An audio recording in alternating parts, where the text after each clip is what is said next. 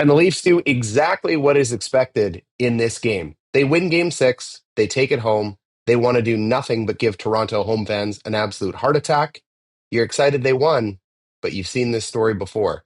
Which Leafs team are we going to get in game seven? Before we get there, we've got to talk about game six. The fact that the Leafs were able to go into Florida, take away all of their space in the neutral zone. There wasn't a shot for the first 3.5 minutes in this game. This is a completely different Leafs team than we saw in game five. We may as well be calling them Jekyll and Hyde at this point. If you're going to be a Leafs fan and you're going to endure through this, you absolutely need to have a team that is going to play hard defensively. And that is what Berube, Tanev, and the rest of the new Toronto Maple Leafs were supposed to bring to this team. And you could see it. They took away the inches, they took away the space, they kept Florida to the outside for an extended period of time. And that allows Woll to do what he does best, stop pucks from the outside. Doesn't matter if it's Stolarz, doesn't matter if it's Woll. Pucks are coming from the outside, they're not going to go in.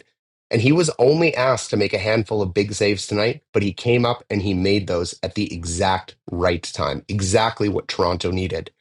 Finally, the big key to the game, who scores first? If Auston Matthews is able to put this one in first, this game is over. We were discussing that as we were watching it here today. Shout out to my buddy Zach for calling that one, second one in a row for him. When Matthews put it in, done. Game.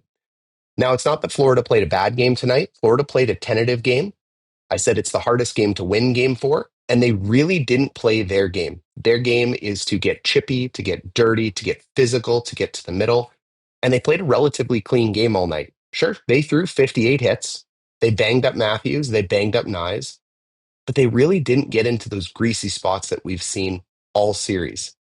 And I think there's two reasons for that. I think they were playing not to lose, but more critically, I think the Leafs took that away from them by engaging first. Sometimes the best way to defend yourself is to engage first with a big hit down the middle. I think Toronto was able to accomplish that tonight.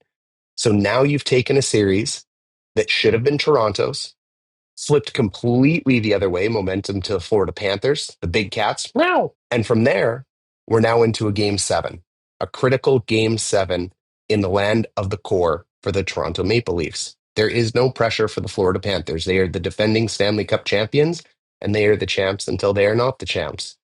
If Toronto wants to finally shake off and knock this narrative off, they are going to have to knock these guys out in 7 games.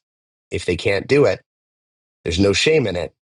They are the best team in the league right now, but it will go a long way to absolving the past tragedies and failings of the Big Four core. We see here the takeaway of time and space from the Toronto Maple Leafs. Hard on pucks, guys in the corner, blocking shots, 31 shots blocked today. And when those shots weren't blocked, Woll was there and the Leafs were there to clear the crap out of the front of the net. This is a dynamically different team than we saw in game five. And we see what that pressure does here.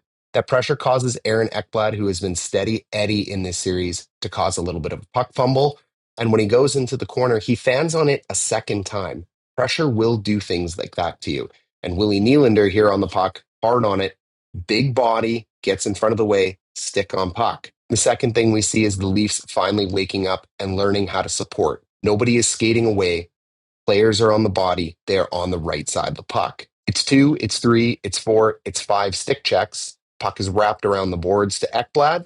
Puck is still in control for Florida at this point, but no panic from Toronto. Simple little shot on net, easily turned away by Woll as he holds his post correctly. The Leafs box out, battle properly in front of the net, something we haven't seen very often in this series. Florida's still hard on pucks, almost turned it around. And this is one of my favorite shifts to watch in this game because you can see the absolute battle that this has been and the discipline that it takes Florida to stay in their positions. You have your box +1 in the D zone. You've been trapped in your D zone now for almost 35 seconds. There's your supporting player. And from here, you got to make sure there's no panic and there's no big shots put on. You have to be first on pucks. You have to be clearing pucks. They do it. And you need your goalie to make timely saves like you just saw right there. And when you get that, you get Forsling moving the puck here over to Ekblad. And what happens? It's an Ekblad fumble and an Ekblad turnover. Lack of time and space will do that. And of course, who's on this puck? It's Mitch Marner. The guys people are way too hard on in this series. Marner makes a fantastic turnover. first on the puck, checks in, gets onside. Ekblad gets on the wrong side of the puck, and he passes to the one and only, his buddy, Auston Matthews. Matthews comes in, Forsling is caught. He's on an absolutely terrible angle. He has no way to take away time and space. Matthews recognizes this quite quickly.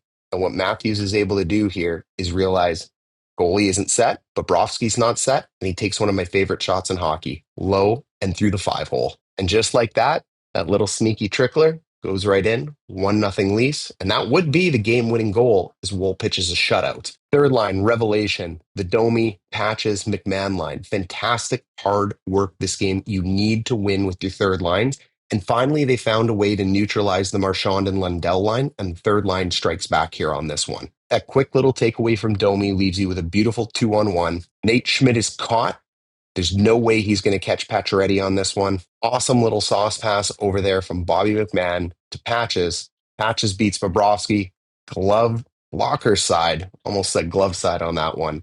And that would be the insurance they needed. So overall, there isn't a ton to break down unless you want to sit here and watch endless clips of amazing defense, because that is what Toronto did. I don't think Florida played a bad game, as I said earlier on in the video. I just don't think they played their game. However, by not playing their game, it might be because Toronto took it away. I'm not convinced yet. Toronto is going to have to beat Florida in 7 and show us they can do this twice in a row. And they have the opposite problem of the Winnipeg Jets, another Canadian team. They're going to have to win it at home. Heavy pressure on them to win that game 7 at home, just as heavy as Winnipeg will have to win on the road in game 6. Both of these teams have a reputation. They have an opportunity here to shake off, but I need you guys to let me know down below in the comments, do you think they can do that? Which team do you think has the best opportunity to shake it off? And Big Cat fans, wow, do you think this is all but said and done? Do you think you're going to close it out in game 7? History is on Florida's side. Even though they were up 3-0 against Edmonton, they were still able to close it out in game 7 in overtime. So this is a big time team with a big time coach that knows they don't have pressure on them. All that pressure right now is on Auston Matthews and the Maple Leafs, specifically Matthews in this one. And while you're down there, if you've made it this far in the video and you notice a little bit different of a background, we're doing this one out at the lake. Got to make sure you get the coverage. So drop a like, Coach Ryan D, and make sure you subscribe if you haven't before. We'll catch you guys in the next one.